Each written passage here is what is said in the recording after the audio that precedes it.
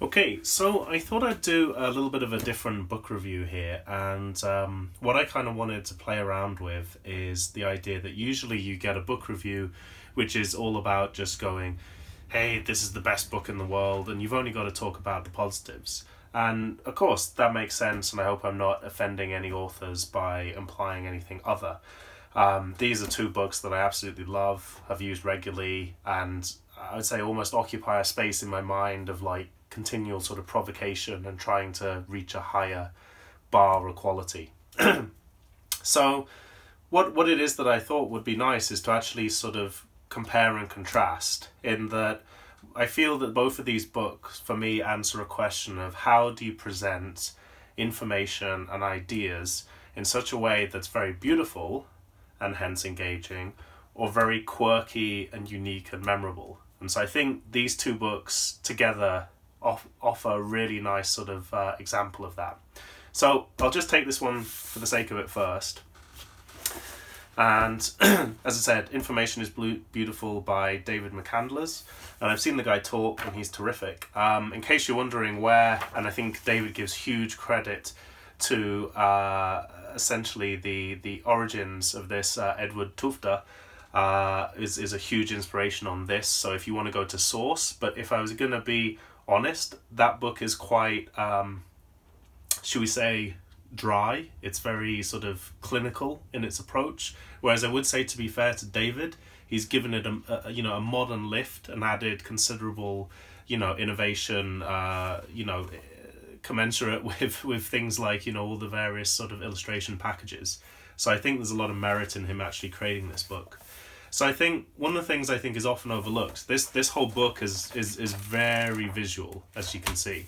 But actually one of the things I think often overlooked in making a good point is actually using words. There is so much textual data that when you've completed a survey, I've even done this for things just as a curiosity and not always even presented it to a team.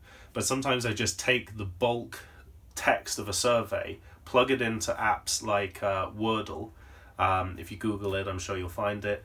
And essentially it just gives you, the size of the word relative to how many times it appears from the cut and paste that you put in. So this, an example, is what people think everyone should read in terms of books. To Kill a Mockingbird is big, as it's highly suggested by many, many people.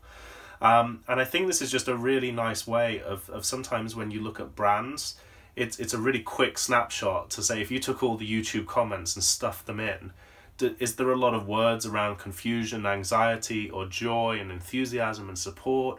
Is it focusing on one type of product or another? So I think this is a really nice design hack to take something that's usually very boring and indeed almost impenetrable to process, and you get a really, really quick result in no time.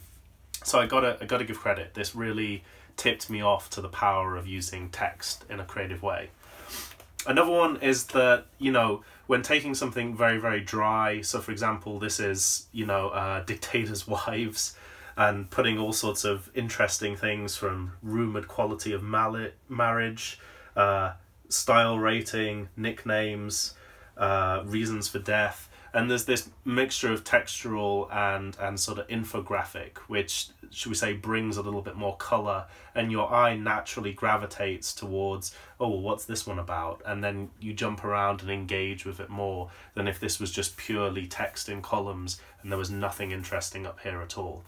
So I think, again, what you'll notice with this is that, aside from the fact that the artist has reasonable skill in creating kind of nice caricatures up here, I hope most people would agree, even if you're not a very skilled graphic designer like myself, I can kind of manage to get 1, 2, 3, 4, 5, 6, 7, let's say less than 20 little icons, and this whole thing comes to life in no time at all.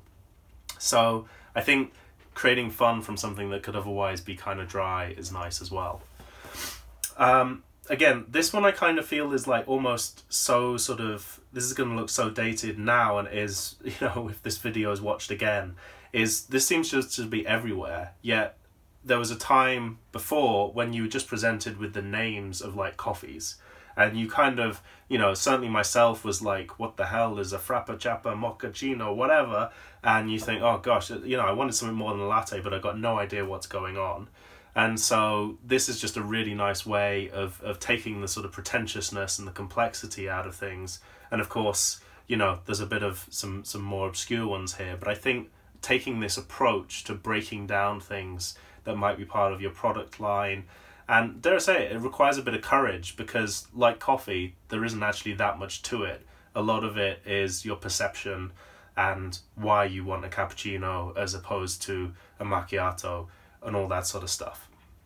So either way, I thought breaking that down is kind of nice. I also thought I'd point out that stuff like this is quite intimidating until you tell people how to interpret it.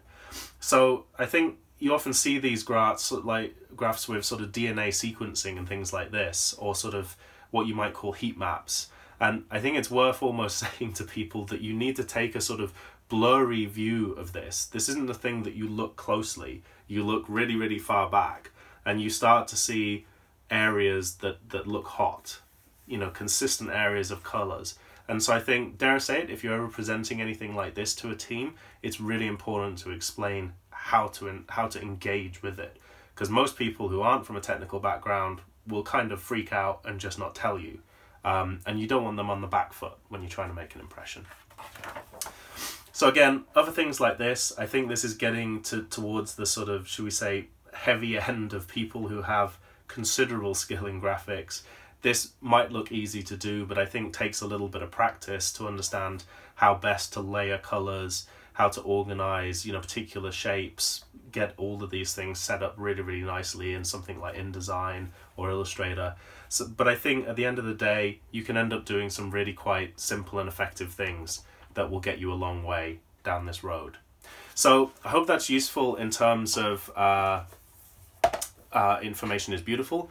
I don't want to risk doing any sort of really terrible copyright things, so I'm just going to blast through this to give you a sort of vague idea of the general vibe of the book. So there you go. And pop that to one side. And then I think this is Abstract City by Christoph Niemann. If you haven't seen it, I think there's a Netflix series called Abstract, which features him, and that actually, in truth, got me into him, and I really love the way he approaches things. And dare I say it, when you're in a bit of a creative rut, this is a really great book to just loosen you up. So the guy's terrific at stuff like this. So what he's sort of done, and I think this, I'm hopefully there'll be other videos about sort of how skilled you have to be as a visual artist. So Christoph is hugely skilled, but so I'm not sort of just going to say everyone can achieve this level. There's still a lot of skill in doing this. But the point is, he's just used something as simple as cue cards and 2 coloured felt tip pens to communicate some quite lo-fi things. And even simple little graphs like this, he really didn't break out the Excel or spreadsheets to get there. And I think sometimes just showing what's going on is a useful way to facilitate discussions. And in many ways, many designers obviously are infamous sometimes for always using post-it notes just to get ideas down on paper. So I think, again, he's exceptional at this sort of simplification of things. And I thought also, I guess I'm a little bit biased as I worked at Lego, but I love the fact he's used, you could almost say pixel art, but 3D pixel art, to sort of make the point that somehow our brains stitch together things in a way that we still completely get the joke and the meaning from this. I mean, if you've been to New York, you know this joke about off-duty and what he's getting at. And if you don't, that's kind of, dare I say it, a bit of a sort of cultural in-joke. But I kind of love the fact that he plays around with all these sorts of things. And he's done a whole series which are in numerous places all over the web, because they're just, really fun and just enjoyable to look at. And I think the other thing I'd point out is, even though he is doing this with a really good sense of colour and style, there is some truth in that he really is just using a simple, sort of cursive text and, just keeping simple backgrounds, simple colours. So I think, again, you can create impact from not a lot. And then, of course, the stuff that's just completely left field, where it seems to be a thing in America that kids, collect leaf books as it gets near autumn. And I love the fact he's just obviously gone for the nostalgic element, but then completely blown it open in a different angle. And incidentally, there's a great Calvin and Hobbes, which I wonder whether this was inspiration for this, where Calvin and Hobbes, Calvin needed to have a bunch of leaves that were supposedly from different trees. He just got a load of sycamore trees and cut them up into different shapes. So I'd love to actually ask him one day whether that was the inspiration for it. But anyway, I think he takes the extra effort, should we say, on publishing to sort of create some quite beautiful things here. And, you know, making cars out of, what is this? I don't even know what leaf that is, but it doesn't matter. It's just beautiful to look at, you know, and you've got little jokes like Laurel and Hardy. It's obviously a laurel. See what you did there. And I think it's just one of those things. It's really hard to forget some of the creativity that goes into this. So I love it for that. And then I think as well, like, he's done this in what looks like acrylic or poster paints or something like this. And again, the man's obviously got some accuracy to get this result, but I think the sustaining point is that ultimately he's doing something that's deceptively playful and slightly childish, but it still makes the point. And I think this would be memorable to the audience that he ended up doing this for. So again, maybe another one, all sorts of fun stuff. There we go. I think sometimes just approaching the material that, say, a company works with, and then just really playing around with this. I've got no idea exactly why he was playing around with cookie dough, but he's sort of created all these sort of little explorations and silly jokes between that, and quite often sprinkles, and indeed the slightly weird pie chart here. Not pie chart, what I'm on about is the Wheel of Death from Apple.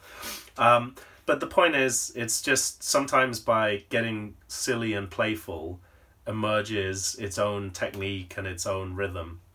And so I think it's a really nice book about understanding the creative process. And dare I say, I think Christoph doesn't shy away from saying there's a lot of terrible ideas that are really stupid, and it takes a long time to emerge with something like this or the Lego bricks that seems kind of like, oh yeah, anyone could do that in hindsight. But the point is, you didn't. And, you know, anyone could have made that joke with Lego bricks, but this was the guy who did it first. And so I think there's some merit in the fact he's able to nail that so well. So again, in summary, I hope these two books are useful. I'd say this is about creating impact with, should we say, tight-looking graphics that are still nonetheless creative and engaging. And I say this book is terrific for really sort of coming at things a bit left field, being a lot more playful. I'd say maybe more ad campaigns, things like this. Both of these books, I think, combined, I think could be a really exciting resource for you and your team. So I hope that's useful. Bye.